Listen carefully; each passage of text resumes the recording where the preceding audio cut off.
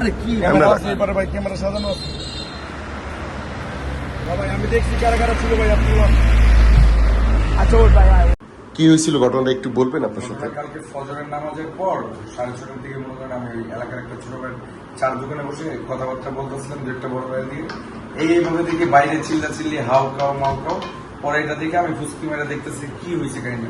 তখন দেখি ওই পাশ থেকে 10-12 জন, এখান থেকে 20-25 জন এই মনে করেন লাঠি ছোটা নিয়ে আমার মারতে আসার পরে এমন মার মারছে আমি অজ্ঞান হয়েছিলাম।